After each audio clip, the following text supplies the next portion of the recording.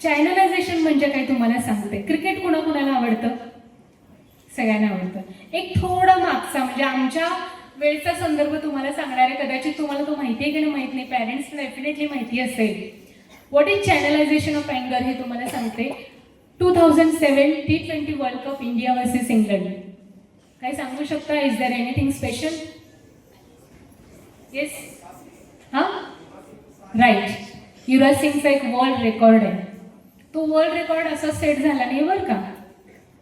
युवराज सिंगला इंग्लंडचा एक खेळाडू असतो अँड्रू फ्लिंटॉक, तो काहीतरी स्लॅगिंग करतो. स्लॅगिंग म्हणजे कोल्हापुरी भाषेतल्या शिव्या आपण म्हणूया.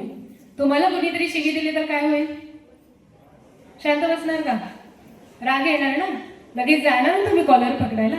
युवराज सिंग पण असं बॅट घेऊन जायलाच निघालेला असतो.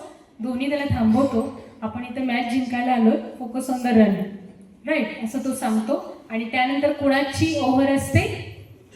स्टुअर्ट. आणि त्याच्या प्रत्येक बॉलला 6 बसतो आणि नवीन वर्ल्ड रेकॉर्ड सेट होतो. This is what we call channelization of the अँगर. करून दाखवा ना तुम्ही. महात्मा गांधीजींना वंशभेदावरून रेल्वेतनं उतरवलं. आनंद झाला असेल का त्यांना? राग आला असेल, दुःख झालं असेल, त्यातून स्वातंत्र्याला उभा राहिला. छत्रपतींनी हिंदवी स्वराज्य निर्माण केलं, आनंदाने निर्माण केलं का? जिजाऊंनी पाहिलेलं होतं, छत्रपतींनी पाहिलेलं होतं, महाराजांनी रयतेवर होणारा अत्याचार पाहिला होता. त्यातून त्यांना प्रचंड राग आला आणि त्यातून त्यांचा हिंदवी स्वराज्य निर्माण झालं.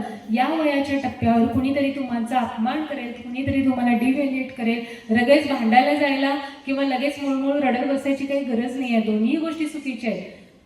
हे होऊ शकतं. कधी आई वडिलांकडनं अपमान होईल, कधी नातेवाईकांकडनं अपमान होईल, कधी शिक्षकांकडून सुद्धा अपमान होईल. करून दाखवा.